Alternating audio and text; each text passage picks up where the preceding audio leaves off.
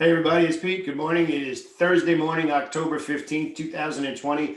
The market's in a little bit of a selling mode this morning, and the two main stories really, which has the election as story number three actually, is the pandemic and it appearing not to be getting better right now, and the stimulus package, which is really kind of 1A right now.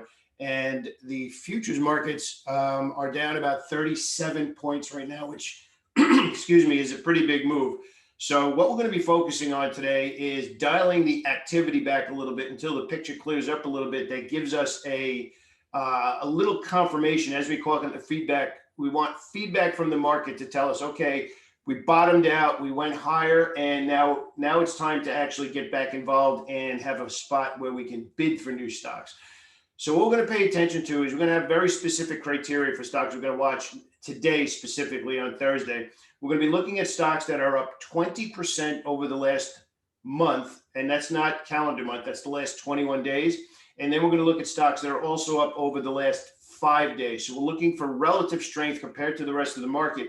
Then we're going to be looking for spots to buy those individual stocks. We're not looking to bottom fish stocks that are getting hit. Another big story today is FSLY, FSLY. We'll take a look at the two headlines right now. We'll head over to the screen and then we'll pick a list of stocks that we're going to keep an eye on today. So here's the main story is stimulus hopes, which does not, as of right now, does not appear to be anything is going to happen until after the election. They're deadlocked. Nobody's willing to make a change. And then we have over here, FSLY stock. We'll just punch on that really quick. Plunges more than 25% after hours. It just got absolutely crushed. We'll take a look at the stock in a second, and that will not be one of the stocks we'll be looking to bid for today. So if we take a look at FSLY and we actually take a look at after hours, just to give you a complete idea of what we're looking at, this is what the stock did yesterday after the news was announced. 2 days ago, the stock was trading at 135. Right now, it's trading at 88, which is almost a 28.33 decline right now. That's a monster move. Now, we're going to get a lot of questions about should we be bottom fishing this stock? Should we be looking to bid into the stock that is just getting destroyed right now?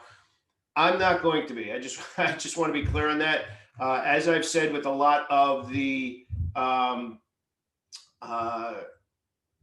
bullish stocks that were pulling back, the best ideas that I'm looking for right now is I keep saying I want feedback from the market. I'm looking for FSLY to do this. However far down it bounces, right, pushes down, we'll probably get an initial bounce. I want to see the daily chart go well bid, which means today and the next day. I want to see a higher high, higher low, which tells me that at least in the short term, that smart money is getting back into the trade and bidding for stock. So I am not going to be bidding into that. If you do, you're on your own on that. Maybe I might be day trading it today because the volume will probably be amazing in that stock today. So I will be looking to day trade the stock using our intraday parameters to be looking for spots to buy, possibly even selling short if it doesn't. So getting back into some ideas that where the market bounced, Baidu actually traded into what we would call a fuel candlestick, where you can see it broke out of a trading range on massive volume, closed near the highs despite the market trading lower. It's opening lower this morning, but it will be one of the stocks that I am looking to bid into today. So rounding out the list, again, it's up 20% over the last month, up positive for the last 5 days. NEO, we had some nice movement in the stock yesterday. You can actually see it was actually the stock of the day yesterday. It gapped higher and continued the rest of the day. So it gave you both a day trading and a swing trading opportunity. You can see it's opening higher again. It was scheduled to open higher. JKS came roaring back yesterday after opening higher, trading lower, and closing near the highs. I think JKS right now, very similar to Peloton. Both of them are still longer term longs. They meet all of the criteria.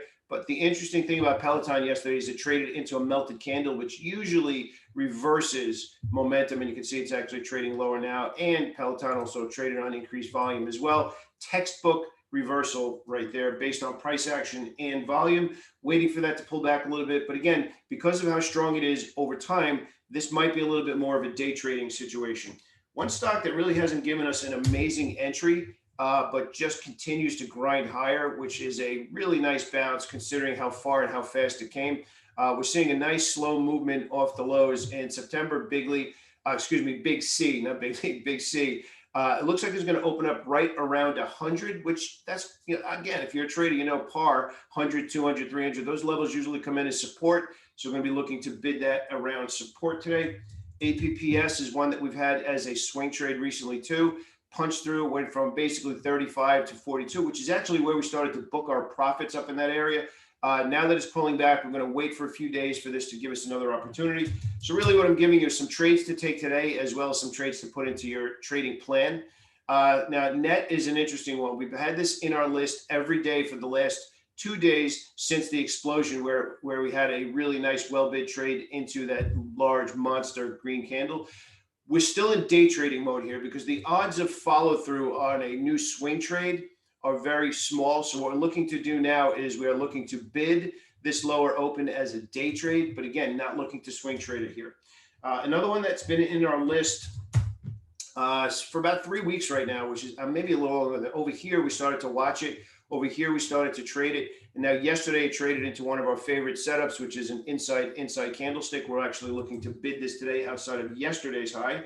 Peloton, we already discussed. Square pausing near highs. It's going to open lower this morning. Because of the criteria leading into the day, I'm looking to bid for Square today as well. And Roku is on the list. Nice inside day. Looking for this to expand. Lower opening today. It's going to open up down here. That's fine. Stock trading at or near all-time highs. I'm looking to bid for it. So really the bottom line is today, and I want to say this with all sincerity, every day is not an opportunity to begin there and I'm going to go get it because I want to make money. Obviously we do, but you really have to pay attention a little bit more to the macro stuff that's going on now. The stimulus package and any news story, whether it's a tweet, a news story, it doesn't matter where it's coming from. It's controlling the market right now. The market is waiting with bated breath on whether or not it's going to happen. It's not. The market's reacting. The pandemic does not appear to be fading away right now. So we do have some bigger picture stuff going on behind the scenes. Some of the financials actually reported good earnings and sold off. I will be looking for follow through in Goldman Sachs today. I'm looking for bids to come into Goldman Sachs to start to head back up. Their earnings were pretty good. So again, I just can't stress this enough. Sometimes we're in preserve precious capital mode. We're kind of in that right now. If you're a part-time trader not able to watch the market right now, the volatility and the uncertainty is expanding a little bit right now. There's nothing wrong with being in cash. Use your head. You don't have to be in the market all the time. If you're an active trader with a lot of the stuff we have going on now, and especially the lower opening, it's a pretty good environment where if you're at your seat all day and you're actively able to get involved in some of these trades, if you understand how to read the tape, we will have plenty of opportunity to be involved today. So it really comes down to you need to make a smart decision about whether you're working a full-time job and whether you want to be involved with this news-driven volatility or not. And look, I have to be honest with you, if you're a part-time trader who can't be in front of this screen, it's not a bad time to be in cash right now and wait for an opportunity where we bottom out and find that spot where the smart money produces well bid, higher highs, higher lows on that daily chart. We had that 3-day bullish gap. We had consecutive bullish gaps in the SPY, and we were all saying, where is the volume? It's decreasing volume as it's expanding. The tick readings that we watch every day were decreasing or not really positive in a way that justified those 3 bullish gaps, which means that the market was bouncing and anticipating the stimulus package being passed. Now that it's at an impasse, that could all change. Who knows? But I will tell you this. It's going to be a good environment, if not a great environment for active traders, especially the first couple of hours of the day on the long and the short side. But I'm telling you, if you are not a full-time trader, if you're not watching right now all day, every day, it might be a time to just take a step back and reevaluate and get some better ideas. When I say ideas, better setups. If the market pulls back for a few days, if your favorite stocks pull back for a few days, then look for a new spot to bid. We will be watching FSLY today for actively day trading that stock. And that's the story right now. Just be super smart right now. You don't have to be in the market, but you do need to manage open positions. So you need to think about now how you're going to do that. You're going to scale back, or you're going to get out. We're going to look to build a position as it moves in your favor. We do have some bullish ideas.